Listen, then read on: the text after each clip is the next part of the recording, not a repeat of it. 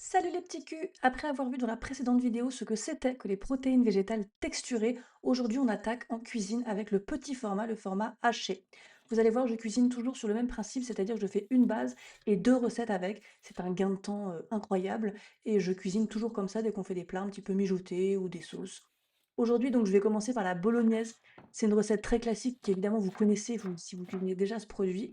Mais moi, mon but, c'est vraiment de montrer aux gens qui ne le cuisinent pas que c'est très facile de remplacer de la viande hachée, en l'occurrence, par des petites protéines de soja texturées. Ça ne change strictement rien au reste de la recette. C'est tout aussi simple, savoureux, équilibré et bien plus économique. On part donc sur une base similaire, oignons, ail, carottes. Je vous montre comment je coupe la carotte. Alors, peut-être que vous savez le faire, mais l'idée, c'est de vous montrer que c'est toujours bien d'avoir un côté plat sur la planche pour pas que la carotte, elle roule et pour pas vous blesser. Donc, vaut mieux prendre un petit peu le temps. Là, on fait des petits cubes, ça permet d'avoir un légume. On n'est pas à la saison des tomates, donc je vais utiliser des tomates concassées. C'est pour ça que j'aime bien rajouter des petites carottes. En plus, ça met de la couleur, ça met un peu de texture et c'est vraiment sympa. Je cuis tout ça dans ma grande sauteuse en inox. Ça permet de mélanger. C'est vrai que ce genre de grande gamelle est quand même très pratique pour faire revenir des plats en sauce. Et une fois qu'on va avoir fait revenir le mélange de base, donc la garniture, je vais ajouter du miso brun. Le miso, c'est de la pâte de soja et ou d'orge fermentée. Ça va remplacer le bouillon de bœuf, ça va amener une saveur profonde et très riche au plat en sauce. C'est un condiment qui se conserve extrêmement longtemps au réfrigérateur, donc n'hésitez pas à en acheter un bocal pour tester. J'utilise des tomates concassées parce que c'est pas la période des tomates. Un mélange de sucre complet, vous pouvez utiliser du sucre blond, du sel et deux feuilles de laurier. Donc vous voyez, la base, elle est très très simple. Moi, je ne bois pas de vin rouge, donc j'en utilise pas dans les plats. On n'est jamais chez moi. Mais le miso brun, pour le coup, c'est vraiment très sympa parce que ça amène de la profondeur. Pendant ce temps-là, puisqu'on va faire avec cette recette de bolognaise des lasagnes et un autre plat, je vais préparer la béchamel. La béchamel végétale, c'est aussi simple que la béchamel classique. Vous faites fondre de la margarine ou de l'huile végétale, vous rajoutez de la fécule ou de la farine, et ensuite on va rajouter petit à petit du lait pour mouiller la préparation. Si jamais vous aviez à un moment donné des grumeaux, c'est vraiment pas grave. Vous allez jusqu'au bout, vous mettez tout le lait, et une fois que c'est épaissi, que c'est terminé, vous mettez un coup de mixeur plongeant dedans, c'est vraiment pas très très grave. La béchamel, c'est vraiment une recette de base en cuisine végétale. On peut la faire très classiquement comme ça. Sinon, la plupart du temps, je vais utiliser de la farine de pois chiche à la place de la fécule. Ça permet d'avoir une saveur supplémentaire, des petites protéines en plus, on n'est jamais contre. Et ça se cuit exactement de la même façon. On a une sauce qui est assez épaisse avec une jolie couleur à la fin. Je rajoute ensuite le sel. Vous pouvez le mettre au début, mais comme ça je le goûte. Et moi j'utilise une noix de muscade entière. La saveur n'a rien à voir avec la noix de muscade en poudre. C'est beaucoup plus fin, beaucoup plus délicat et ça se conserve extrêmement longtemps.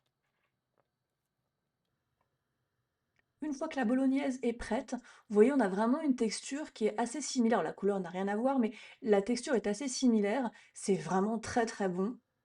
Et pour utiliser cette bolognaise, on va faire donc des lasagnes et j'en ai profité pour préparer des gnocchis. Voilà, alors ça c'est vraiment le plat doudou qu'on adore à la maison. C'est hyper vite fait, ça change des spaghettis, c'est bien plus rapidement préparé et il suffit simplement de mélanger des gnocchis avec de la sauce bolognaise. Vous pouvez très bien mélanger les gnocchis avec la sauce et placer ça au réfrigérateur une fois que c'est frais pour le réchauffer dans la semaine. Si vous le cuisinez tout de suite, vous le mettez simplement dans un plat à gratin. Moi, je l'ai réchauffé comme ça, mais vous pouvez rajouter de la levure maltée, du fromage de vegan râpé, de la béchamel, de la crème de soja par-dessus. Ça sera très bon aussi. Pour les lasagnes, on va simplement faire se succéder des couches de sauce bolognaise, de béchamel et de feuilles de lasagne. C'est donc assez simple. Finalement, le plus long dans le plat à lasagne, bah, c'est de préparer la sauce bolognaise. C'est pour ça que c'est une préparation que je fais toujours en quantité. Là, ma béchamel avait commencé à figer, donc il y a plein de petits grumeaux, mais une fois que ça cuit, ça disparaît, il n'y a aucun problème dessus. On rajoute des feuilles de lasagne. Moi, je mets toujours des couches très fines de sauce bolognaise parce que j'aime bien qu'il y ait plein de pâtes dans le plat. Je trouve que ça rassasie un peu plus.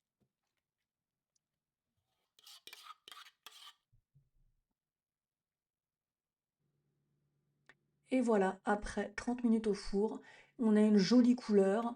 Et c'est la béchamel hein, qui dort comme ça. J'ai pas rajouté de fromage, j'ai pas rajouté de levure maltée. C'est très très bon comme ça aussi, il n'y a rien besoin de plus. Pour le deuxième ensemble de recettes, je vais utiliser des blettes, mais vous pouvez utiliser n'importe quel légume que vous voulez. Là, c'est de saison, je vais en avoir plein au jardin cet été. Tout le monde aime ça à la maison, même les enfants, donc j'en cuisine beaucoup. Mais vous pouvez utiliser des poireaux, des carottes, des épinards, n'importe quel légume racine râpé. Le principe, c'est vraiment de faire revenir des petites protéines de soja texturées à la poêle avec un légume et quelques épices. Et ça, c'est vraiment, je pense, la méthode de préparation la plus simple, celle qui convient très bien aux recettes du quotidien. Comme d'habitude, moi j'ai toujours une tonne d'oignons dans mes plats. Je rajoute des épices que j'aime bien, là c'est de la coriandre, de la cardamome. Je vais aussi rajouter un petit peu de piment, un peu de curcuma pour la couleur, mais sentez-vous libre vraiment d'utiliser du garam masala, du ras al hanout, du colombo, un mélange pour curry. Voilà, vraiment ce qui vous fait plaisir. Le principal, c'est de donner du goût, parce que les protéines de soja texturées n'ont pas beaucoup de goût, ont une saveur, mais qui est légèrement marquée, mais sans plus. Donc l'important, un peu comme le tofu, c'est quand même de bien relever le plat. Je fais d'abord revenir les côtes de blettes. On va se servir des feuilles pour un autre plat après. Je rajoute les petites protéines de soja, de l'eau ou du bouillon si vous préférez. Et là, on va simplement laisser cuire une dizaine de minutes. Donc c'est très rapide.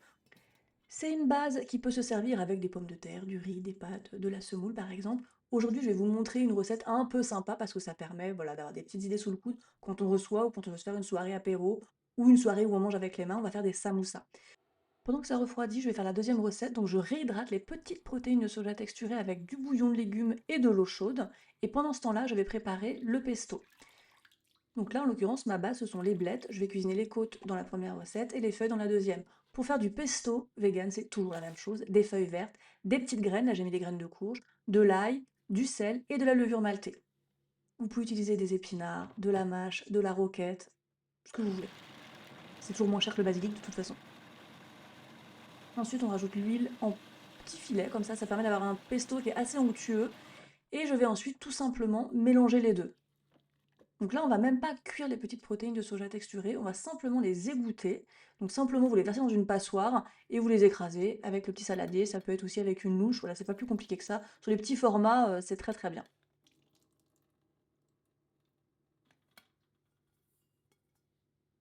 Là, elles vont cuire dans le four, donc j'ai pas besoin de les cuire à la poêle.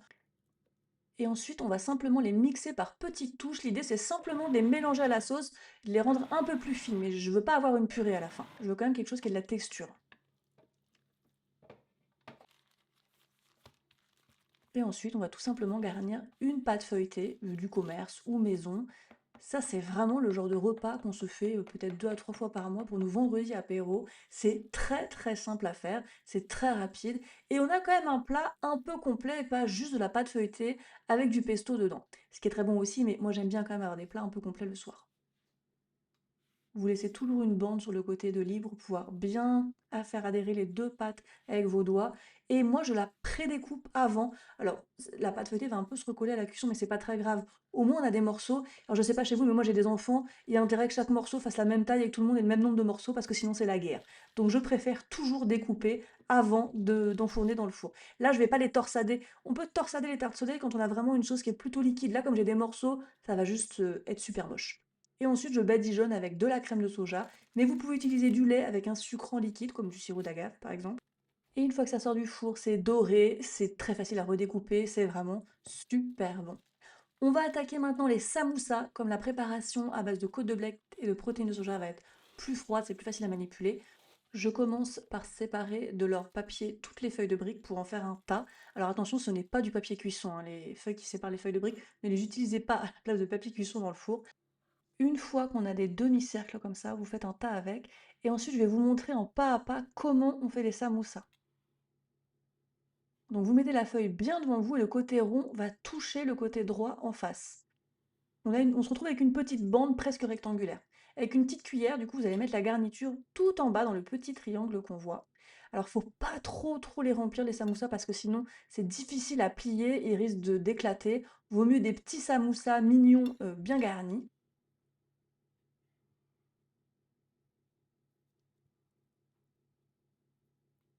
Et en fait, le pli qu'on vient d'obtenir, on va le rabattre pour qu'il aille adhérer à l'opposé. Et on remonte. Donc finalement, c'est très très simple de faire des samoussas. Faut juste pas s'énerver, prendre son temps, et après c'est tout propre. Il vous restera une petite partie comme ça que l'on va rentrer comme une enveloppe à l'intérieur, ce qui va permettre de le sceller.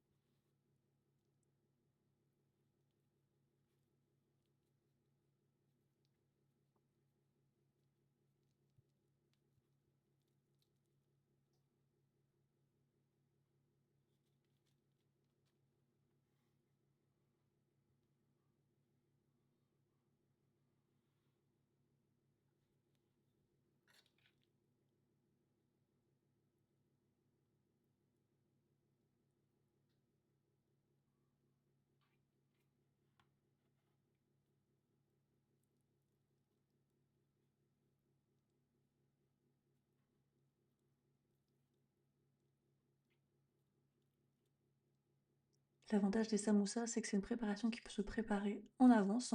Vous pouvez les congeler comme ça, froids, ou les passer au four et éventuellement les conserver pour un petit peu plus tard dans la semaine. Ça se réchauffe extrêmement bien. C'est super quand on reçoit du monde parce que c'est sympa à partager comme ça, à manger avec les doigts. C'est très sympa en plateau télé aussi. C'est quelque chose qu'on aime bien se faire. Et si vous reste un petit peu de garniture, et ben ça fait une portion pour la semaine, donc c'est très bien. Ensuite, on va bien les huiler de chaque côté. Alors la plupart des samoussas qu'on va acheter, dans les restaurants, ils sont frits, donc c'est pour ça qu'ils sont très dorés, très croustillants.